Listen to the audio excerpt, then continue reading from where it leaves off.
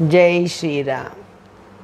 शुक्लां भरधरं विष्णुं शशिवर्णं चतुर्भुजं प्रसन्नवदनं ध्याये सर्वविघ्नोपशान्तये। श्रीराघवं दशरथात्मजमप्रमेयं सीतापतिं रघुकुलान्वयरत्नदीपम् आजानुबाहुं अरविन्ददलायताक्षं रामं निशाचर विनाशकरं रामं निशाचर विनाशकरं। जय श्रीराम। మనం పరమ పావనమైన శ్రీరామ కథని చెప్పుకుంటున్నాం. రామావతారాన్ని. శ్రీ మహావిష్ణువు దశరథుడికి కుమారుడిగా జన్మించుతానని దేవతలకి చెప్తాడు. ఆ సమయంలో త్రేతాయుగంలో రావణాసురుడని ఒక మహా దానవ చక్రవర్తి ఉండేవాడు. మహాబలపరాక్రముడు, మహా తపస్సంపన్నుడు, వరప్రభావి, వరగర్వితుడు. ఈ రావణాసురుడు తన వరప్రభావం వలన దేవతల్ని ఓడించి స్వర్గాన్ని ఆక్రమించి ముల్లోకాలను కూడా తన ఏలుబడిలోకి తీసుకుని వచ్చి దేవతలను, మునులను, ఋషులను అందరినీ కూడా హింసిస్తూ వారిని యజ్ఞయాగాలవి చేయనీయకుండా నానా బాధలు పెడుతూ ఉన్నాడు. ఇలా అనేక సంవత్సరాలు గడుస్తున్నగా దేవతల ఆ బాధని భరించలేక ఈ లోకకంటకుడైన రావణాసుడు ఎప్పుడు సంహరించబడతాడా అని ఎదురు చూస్తూ ఉన్నారు. సరే, మనం రావణాసుడి గురించి ఒకసారి అతని జన్మ గురించి మనం చెప్పుకుందాం. బ్రహ్మ మానస పుత్రుల్లో 9 మంది ఉన్నారు. ఆ 9 మంది మరీచి, భృగువు, కర్దముడు, క్రతువు, అంగీరసుడు, అత్రి, దక్షుడు, పులస్తుడు, పులహుడు అని 9 మంది బ్రహ్మ మానస పుత్రులు. వీరిని నవబ్రహ్మలు అని పిలుస్తారు. అంటే బ్రహ్మ యొక్క సృష్టి కార్యంలో జీవులను, సంతానాన్ని పెంపొందించడానికి ఈ నవబ్రహ్మలు కారకులు. అలా ఆ నవబ్రహ్మలో ఒకడైన పులస్త మహర్షి, ఆయనకి విశ్రావసు అని కుమారుడు ఉన్నాడు. విశ్రవసు. ఈ విశ్రవసు మహా తపస్సంపన్నుడు, తేజశాలి. ఆయన తన తపస్సుతో మహా తేజవంతుడై విరాజిల్లుతూ ఉంటాడు. ఈ విశ్రావసు యొక్క కుమారుడే కుబేరుడు. అతనికి మొదట వైశ్రవణుడు అని పేరు. కుబేరుడి అసలు పేరు వైశ్రవణుడు. ఈ కుబేరుడు ఈశ్వరుని భక్తుడై, పరమేశ్వరుడికి స్నేహితుడై, పరమేశ్వరుని దయతో అష్టనిధులకు, నవనిధులకు, ధనాలకు, ముల్లోకాలలో అందరికీ కూడా ధనాధిపతి విరాజిల్లుతూ ఉన్నాడు. అలాగే కుబేరుడు కోసం పరమేశ్వరుడు త్రికూటపర్వం మీద మహా అద్భుతమైన నగరాన్ని దేవశిల్పి విశ్వకర్మ ద్వారా నిర్మింపజేశాడు. ఆ నగరం చాలా అందంగా ఉంటుంది. దేవలోకాన్ని కూడా తలదన్నేలాగా ఉండే అద్భుతమైన నగరాన్ని కుబేరుడికి ఇచ్చాడు శివుడు. బ్రహ్మదేవుడు తన మనస్సంకల్పంతో పుష్పక విమానాన్ని నిర్మింపచేశాడు. పుష్పక విమానం గురించి మనందరికీ తెలుసు, దాని యొక్క గొప్పతనం గురించి. ఆ అద్భుతమైన పుష్పక విమానాన్ని బ్రహ్మ సంకల్పంతో నిర్మించాడట. ఈ పుష్పక విమానాన్ని కుబేరుడికి ఇచ్చాడు బ్రహ్మ. ఈ రకంగా ముల్లోకాలలో కూడా వైభవంతో, విభవంతో, ధన సంపదలతో తొలతూగుతున్న కుబేరుడిని చూసి ఆ కాలంలో మాలి, సుమాలి, మాల్యవంతుడు అని దానవరాజులు ఉండేవారు. వారికి ఈ కుబేరుడి యొక్క గొప్పతనం చూసిన తర్వాత మనకు కూడా అటువంటి పుత్రుడు మన వంశంలో, అటువంటి వంశం బిడ్డ మనకు కావాలి అని వాళ్ళు కోరుకుంటారు. కానీ వాళ్ళల్లో మాలికి కైకసి అని ఒక కుమార్తె, ముగ్గురు అన్నదమ్ములు. ఈ ముగ్గురికి కూడా కైకసి ఒక్కతే కూతురు, పుత్ర సంతానం లేదు. కనుక కైకసి ద్వారా మనవణ్ణి పొందాలి అనుకుంటారు. మహావీరుడు, మహా గొప్పవాడైన మనవణ్ణి మనం పొందాలి అనుకుని కుమార్తెని పిలిచి, అమ్మా నువ్వు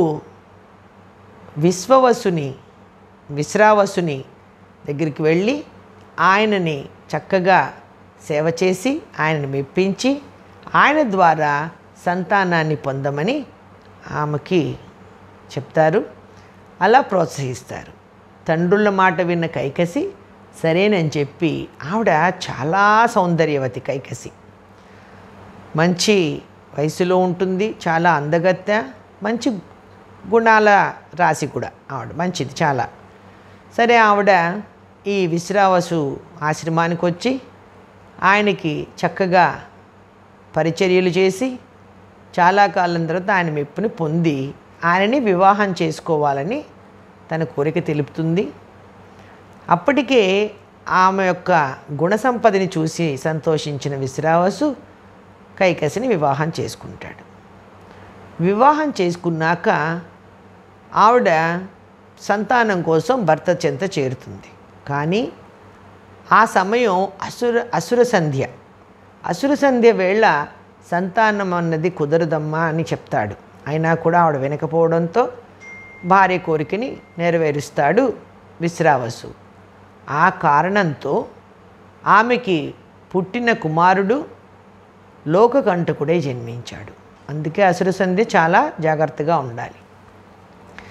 ఆ రావణాసురుడు జన్మించినప్పుడు ప్రకృతి అంతా కూడా అల్లాడిందిట. అనేకమైన దుశ్శకునాలు కనిపించాయి. అంటే లోకకంటకుడు పుట్టినప్పుడు ప్రకృతి గమనిస్తుంది, ప్రకృతికి తెలుస్తుంది. అలా పుట్టినవాడు రావణాసురుడు. సరే, ఈ రావణుడు పెరిగి పెద్దవాడయ్యాడు.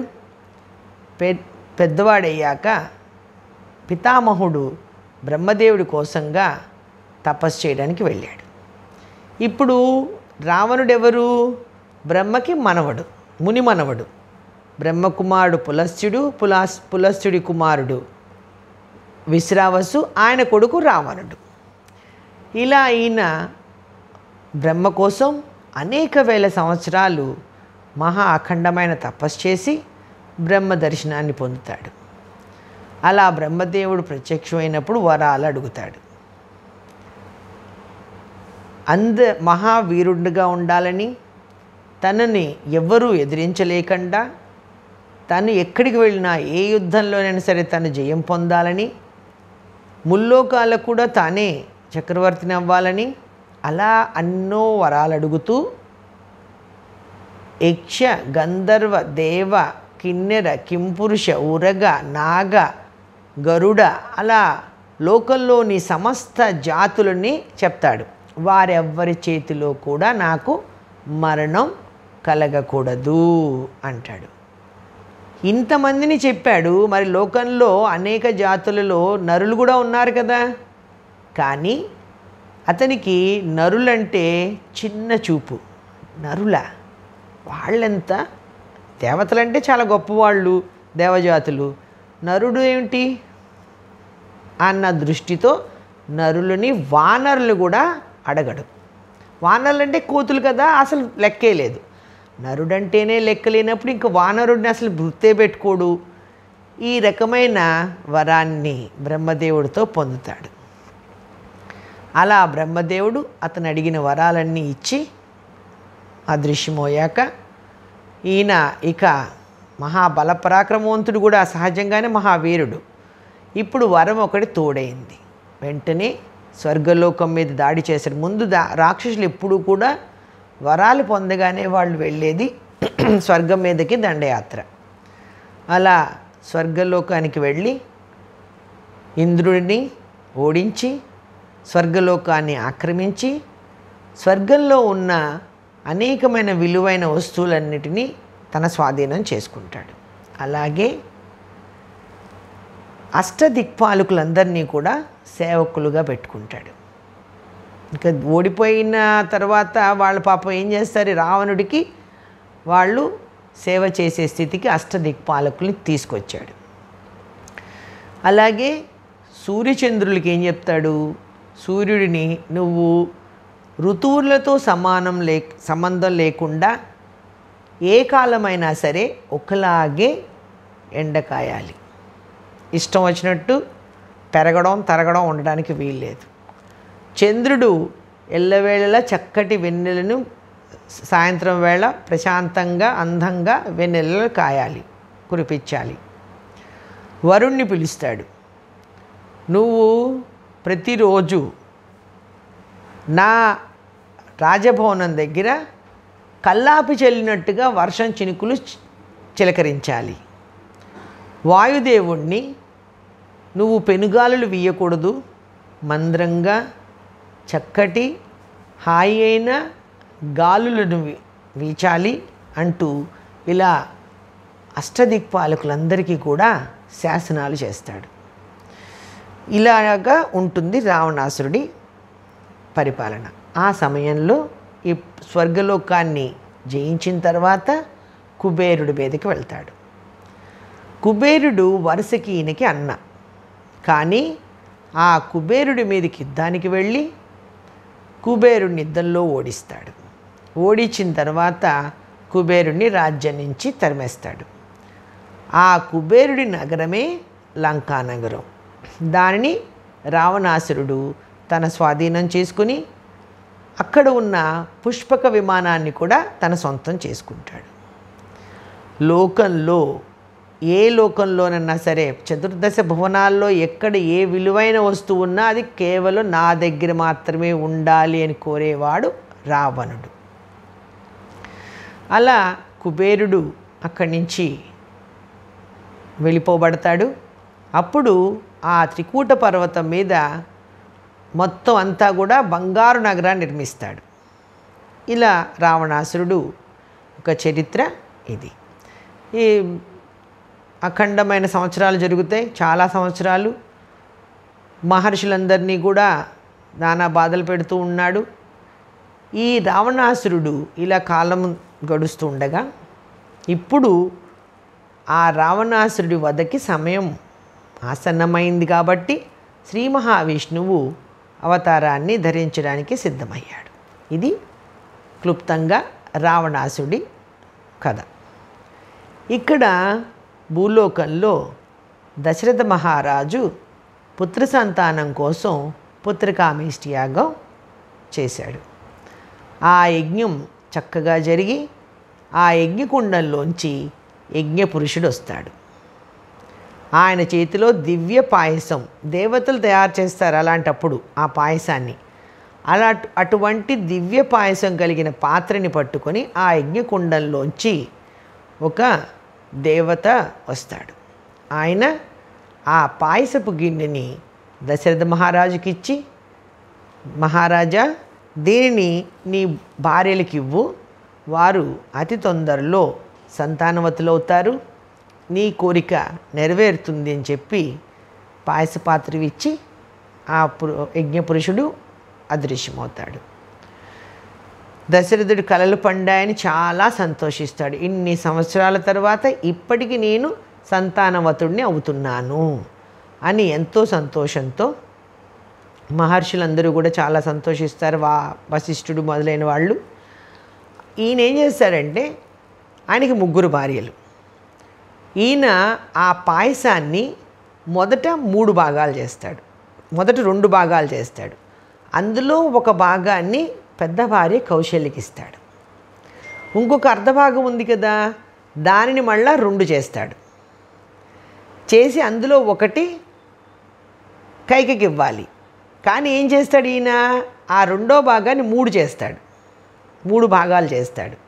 చేసి ఒకటి కైకకి, మిగిలిన 2 భాగాలు సుమిత్రకి ఇస్తాడు దశరథుడు. అలా ఇచ్చిన తర్వాత అనతి కాలంలోనే ఆ ముగ్గురు కూడా సంతాన గర్భవతులు అవుతారు. అనతి కాలంలోనే చక్కటి మగపిల్లలు పుడతారు వాడికి.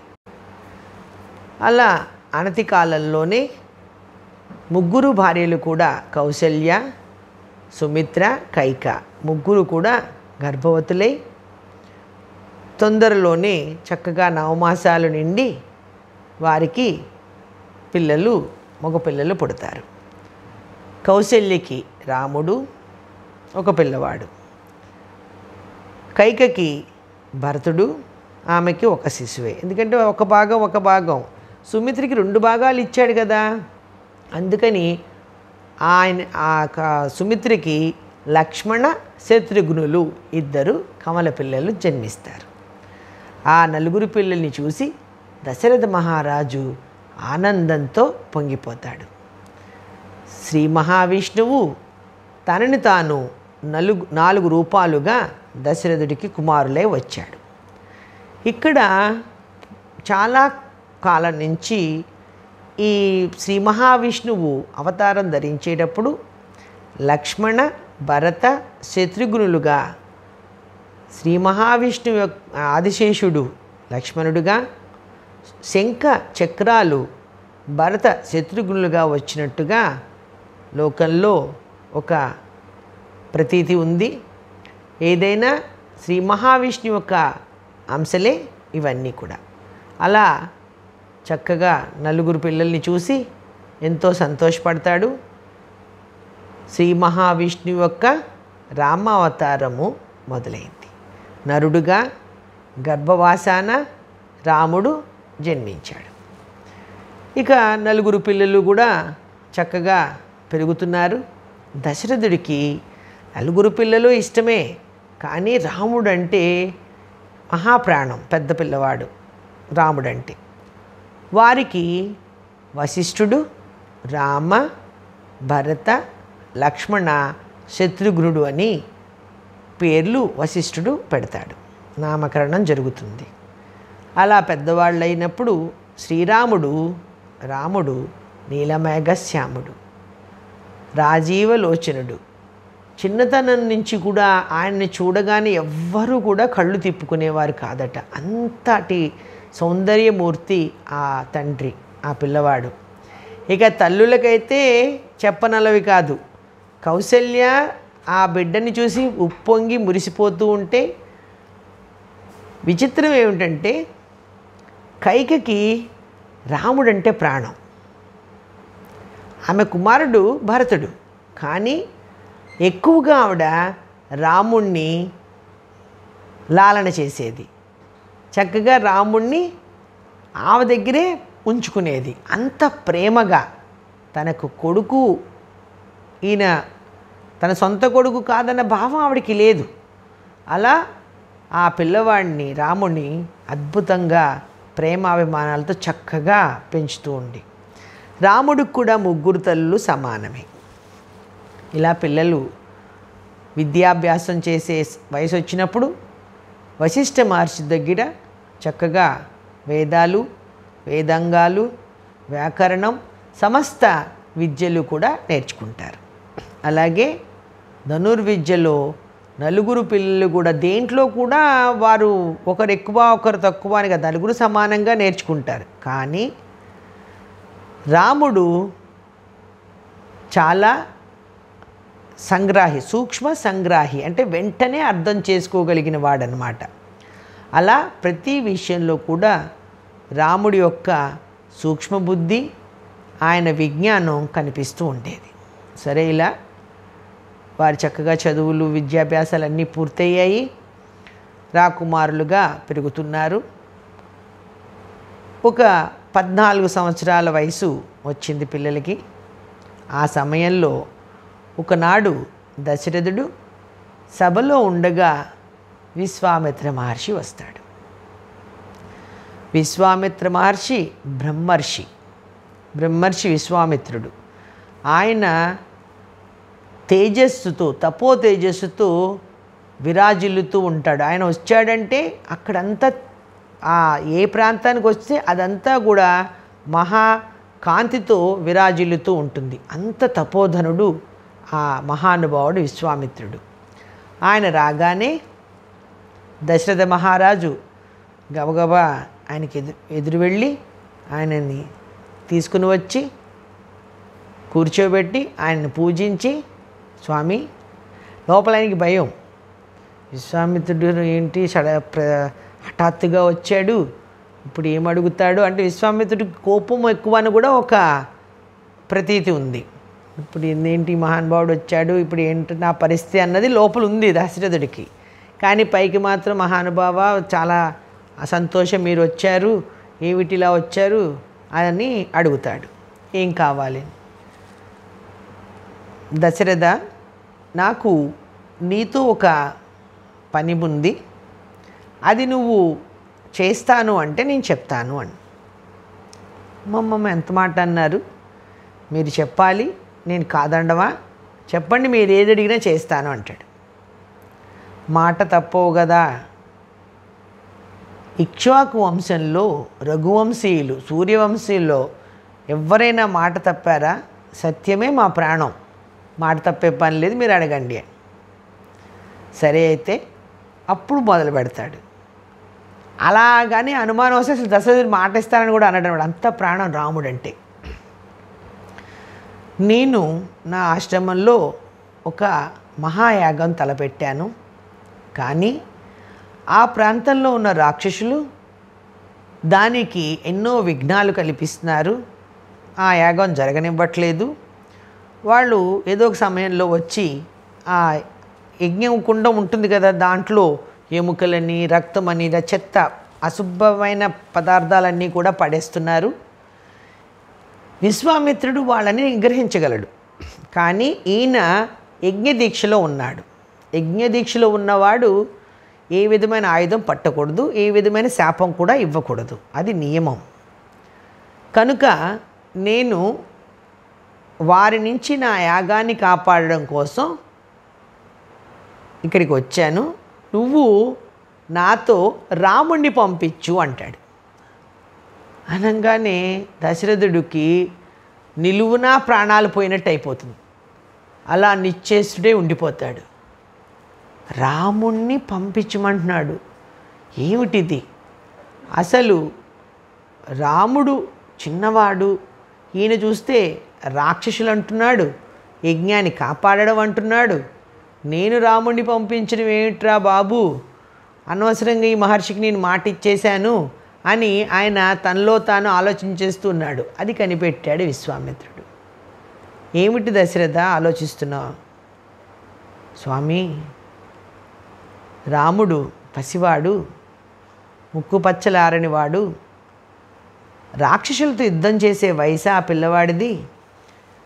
మీరు కావాలంటే నేను వస్తా, నా వెనక చతురంగ బలం వస్తుంది, మొత్తం సైన్యమంతా వచ్చేస్తాం, నేను మీ యజ్ఞాన్ని కాపాడుతాను, కనుక రాముణ్ణి మాత్రం అడక్కండి అంటాడు. విశ్వామిత్రుడికి కోపం మొదలవుతుంది. దశరథ, నీకు రాముడి గురించి తెలియట్లేదు, రాముడెవరో ఈయనకి తెలుసు, రాముడెవరో, కానీ ఎప్పుడు కూడా మహర్షులు ఆ విషయాన్ని బయట పెట్టరు. ఎందుకంటే ఆయన నరుడుగా ఉండాలి, నరుడుగానే చూసేవాళ్ళు కూడా, మహర్షులైనా కూడా నరుడుగానే భావించాలి. నీకు రాముడెవరో తెలియట్లేదు, రాముని గొప్పతనం నీకు తెలియదు, అందుకే వచ్చాను. నువ్వు అనవసరంగా కంగారు పడకు, నాకు రాముడే కావాలి, నువ్వు ఏ బెంగా లేకుండా నాతో రాముణ్ణి పంపించు అని. కాదని దశరథ మహారాజు కాసేపు బ్రతిమలాడతాడు. వెంటనే విశ్వామిత్రుడు సరే, ఆయన కోపమున్న కోపాన్ని ఒకప్పుడు ఉండేది, ఇప్పుడు జయించాడు కనుక ఇప్పుడు ఎట్లా చూపిస్తాడంటే కోపాన్ని, మంచిది మహారాజా, సంతోషం, నువ్వు నీ రాజ్యం చల్లగా ఉండండి, నీ ప్రజలు నువ్వు అందరూ సంతోషంగా ఉండండి, ఈ రకంగా చెప్పడం మొదలు పెడతాడు.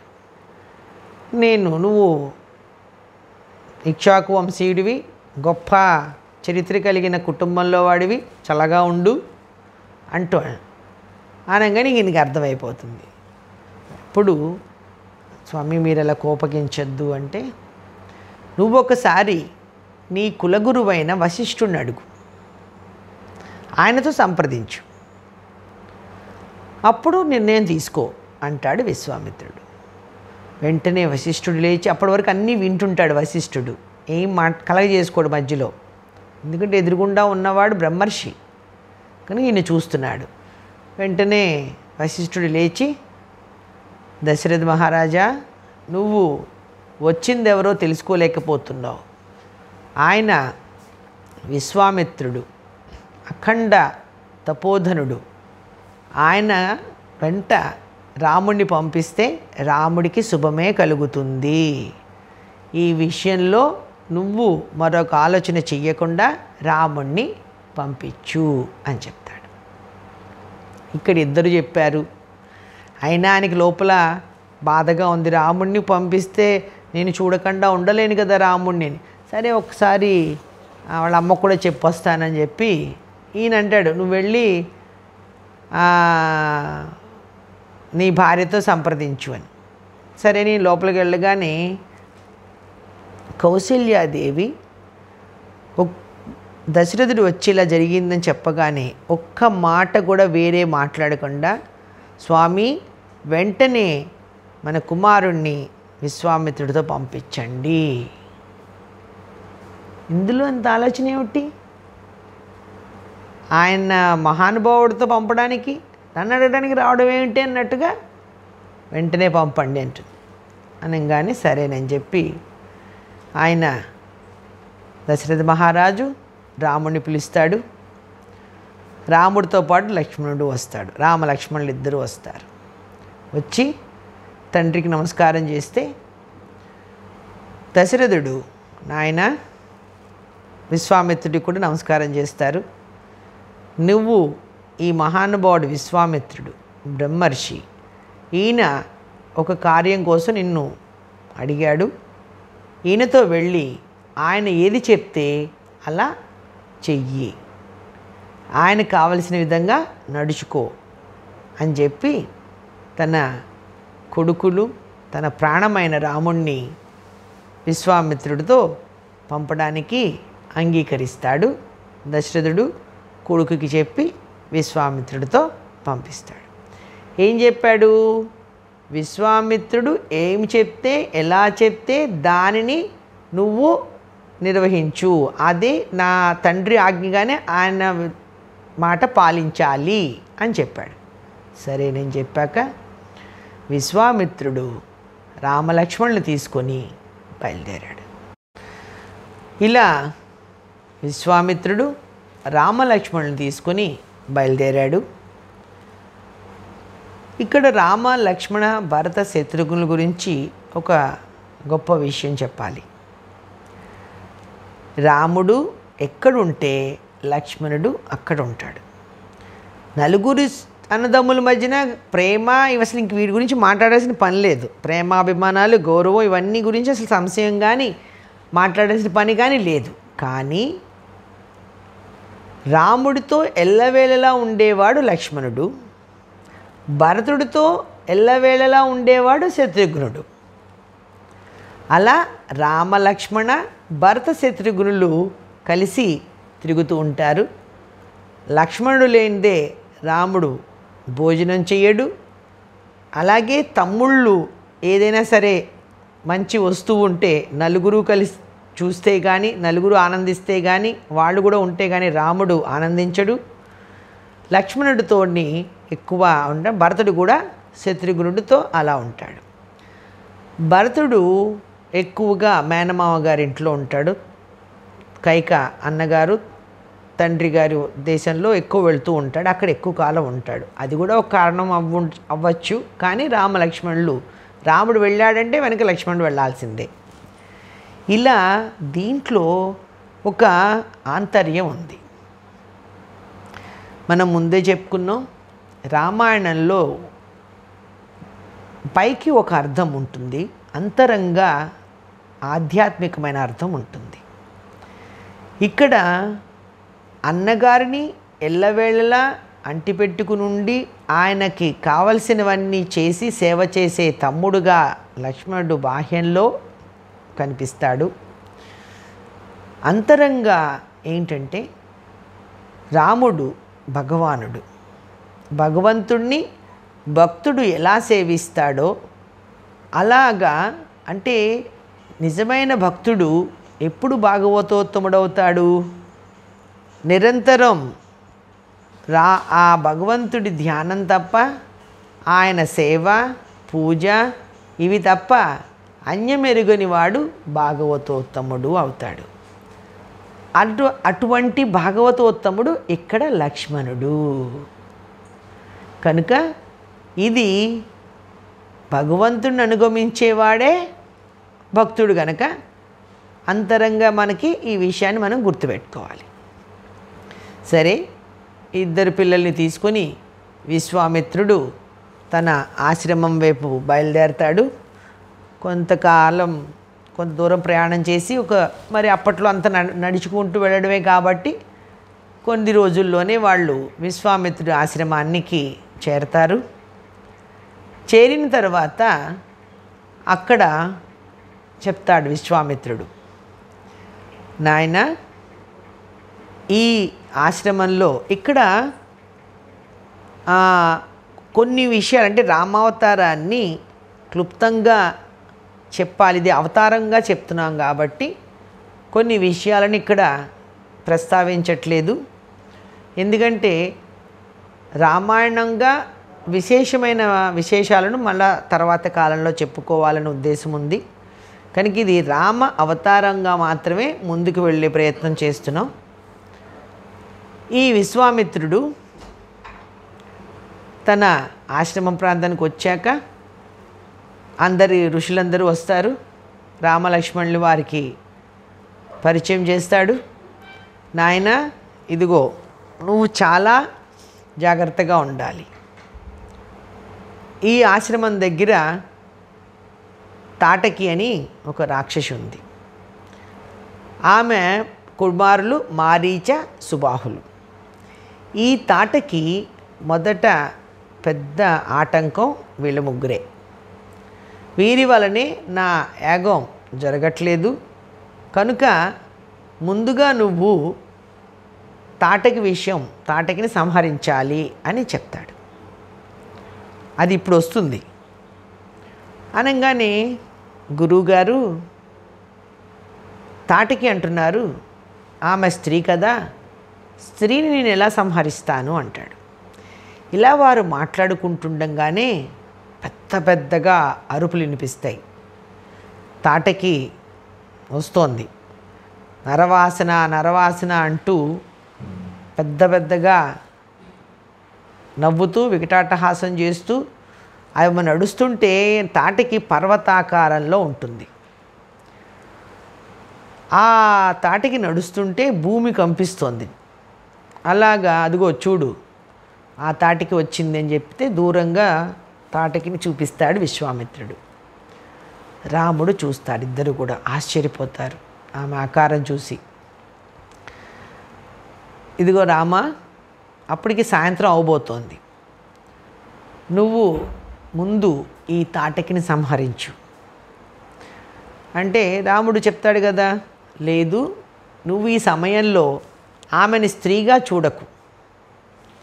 ఎందుకంటే తాటకి వలన అనేక మంది ఆపదల పాలయ్యారు, కష్టాల పాలయ్యారు. కనుక ఆమె రాక్షసి, నువ్వు ఆమెని రాక్షసిగానే చూడు, స్త్రీ అని జాలిపడకు. అలా జాలిపడడం వలన ఇంకా ప్రజా నష్టం జరుగుతుంది. ఎంతోమంది మునులను తాపసులను ఈమె తినేసింది, నరమాంస భక్షకురాలు. కనుక ముందుగా నువ్వు ఈ తాటకిని సంహరించు అని చెప్తాడు. గురువుగారు అలా చెప్పగానే ఇక అప్పుడు రాముడు సిద్ధమవుతాడు. ఒక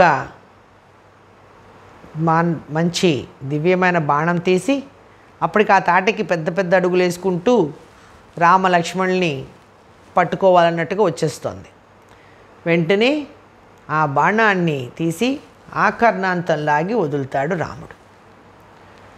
అది వెంటనే దూసుకుని వెళ్ళి తాటకి గుండెల్లో గుచ్చుకుంటుంది.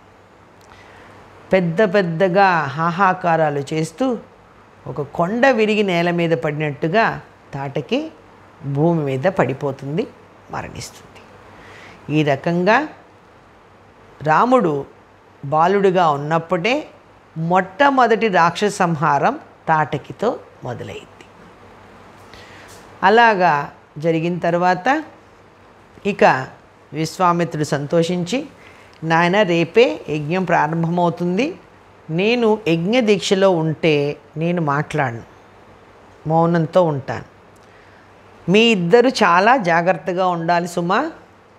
అనుక్షణం అనేక రకాలైన మాయోపాయాలు చేస్తారు ఈ రాక్షసులు, కనుక మీరు సిద్ధంగా ఉండండి అని చెప్పి వారికి చెప్పి ఆయన మరుసటి రోజు యజ్ఞంలో కూర్చుంటాడు. రామలక్ష్మణులు ఇద్దరు కూడా సిద్ధంగా ధనుర్బాణాలు ధరించి కాపలా కాస్తున్నారు. ఆ యజ్ఞం వారం రోజులు సజావుగా సాగాలి. ఆ 7 రోజుల వరకు మహర్షి ఆ యజ్ఞం దగ్గర ఉన్న వాళ్ళు ఎవ్వరూ కూడా లేవరు. ఇంతవరకు ఏం జరుగుతుంది? 7 రోజులు పూర్తిగా జరగనివ్వలేదు రాక్షసులు ఎవ్వరు కూడా. ఇప్పుడు రాముడు అక్కడికి వచ్చున్నాడు, జాగ్రత్తగా చూస్తున్నాడు. ఇలా 4 రోజులు 5 రోజులు గడిచిపోయాయి. తెల్లవారితే యజ్ఞం పూర్తవుతుంది. అప్పుడు వచ్చారు మారీచుడు, సుబాహుడు. వచ్చి వాళ్ళు రాక్షసుల ముందు కొంతమంది రాక్షసులు వస్తారు. ఆ యజ్ఞకుండంలో అనేకమైన చెత్తని పడేయాలని ప్రయత్నం చేస్తారు. రాముడు వాళ్ళందరినీ కూడా రామలక్ష్మణులు సంహరిస్తారు. వెంటనే రాముడు ఏం చేస్తాడంటే ఆ యజ్ఞకుండం పైన ఒక పందిరిలాగా బాణాలతో అల్లుతాడు. ఆ పందిరిలోంచి ఒక్క వస్తువు కూడా ఏది కూడా అందులో పడదు. అలా నిర్మాణం చేస్తాడు రాముడు. ఈ రాక్షసులు ఏం చేస్తారంటే నెత్తురు అలాంటివి కూడా, రక్తం అలాంటివి తీసుకొచ్చి కడవలతో పోస్తూ ఉండే ప్రయత్నాలు చేస్తుంటారు. అలా జరిగిందంటే ఇంక యజ్ఞం చేయడానికి లేదు. అలా ముందు యజ్ఞానికి రక్షణ కల్పించాడు. ఇప్పుడు ఈ రాక్షసులను సంహరించగానే మారీచుడు, సుబాహుడు ఆకాశంలో కనిపించారు. 7వ రోజుకు వచ్చేసింది. వాళ్ళు వీళ్ళ మీదకి రాళ్ళు శిఖరాలు విసురడం మొదలుపెట్టారు. ఇద్దరికి యుద్ధం జరిగింది. రాముడు కొంతసేపు తర్వాత లక్ష్మణ్ణి నువ్వు జాగ్రత్తగా చూసుకో అని చెప్పి ఆయన ఒక దివ్య బాణంతో సుబాహుణ్ణి కొడతాడు. వెంటనే సుబాహుడు అక్కడికక్కడ మరణిస్తాడు. మారీచుడిని మాత్రం నారాచ బాణంతో కొడతాడు. మానవాస్త్రం అంటారు దీన్ని. ఆ నారాచ బాణంతో కొట్టడంతో మారీచుడు ఆ దెబ్బకి 100 యోజనాల దూరంలో వెళ్ళి పడ్డాడు. తర్వాత ఏం జరిగిందో మరొక కథలో ఈ తాటకి మారీచ సుబాహుల గురించి నేను వివరంగా చెప్తాను. అప్పుడు ఆ 100 యోజనాల అవతల పడిన మారీచుడి గురించి మనం అప్పుడు ప్రస్తావిద్దాం. ఇలా ఆ యజ్ఞాన్ని రాక్షసుల బారి నుంచి కాపాడి రాక్షస సంహారం చేశాడు రాముడు, బాలరాముడు. ఇంతలో చక్కగా విశ్వామిత్రుడి యాగం పూర్తయింది. ఆయన సంతోషంగా లేచి ఆ కుమారులిద్దరినీ కూడా కౌగిలించుకుని ఆశీర్వదిస్తాడు. నాయనా, నీ బల పరాక్రమాలతో నా యజ్ఞాన్ని పూర్తిగా నిర్విఘ్నంగా చేశావు అని చెప్పి పిల్లలిద్దరినీ కూడా ప్రశంసిస్తాడు. ఇలా ఈ యజ్ఞానికి వచ్చేటప్పుడు దారిలో విశ్వామిత్ర మహర్షి రాముడికి అనేకమైన అస్త్రశస్త్రాలను నేర్పిస్తాడు. అసలు అందుకే తీసుకెళ్ళాడు విశ్వామిత్రుడు. ఈ యాగం రక్షణ అన్నది ఒక నిమిత్తం మాత్రమే, ఒక సాకు. ఆయన బాలరాముడిని వీరరాముడు చేయాలని తీసుకువెళ్ళాడు. విశ్వామిత్రుడు సామాన్యుడు కాదు. పరమేశ్వరుడి అనుగ్రహంతో సమస్త ధనుర్వేదాన్ని, సకల అస్త్ర శస్త్ర దివ్యాస్త్రాల్ని సంపాదించినవాడు. బల అతిబల అని మహా అస్త్రాలు ఉంటాయి. దానివలన ఆకలి ఉండదు, దప్పికుండదు, నీరసం రాదు. ఇటువంటి మహా అద్భుతమైన వాటన్నిటిని కూడా రాముడికి ఇచ్చాడు విశ్వామిత్రుడు. తనకి ఏదిన్నా సరే వెంటనే లక్ష్మణుడికి కూడా రావాల్సిందే. కనుక గురువైన విశ్వామిత్రుడి ద్వారా రాముడు పొంది అవన్నీ కూడా తమ్ముడికి ఆయన నేర్పించాడు. ఇలా విశ్వామిత్ర మహర్షి ఈ యాగరక్షణలో రాముడికి గురువై రాముణ్ణి చక్కటి సుశిక్షితుడైన వీరుడిగా తయారు చేశాడు. దివ్యాస్త్ర సంపన్నుణ్ణి చేశాడు. ఇలా విశ్వామిత్ర యాగం పూర్తయింది.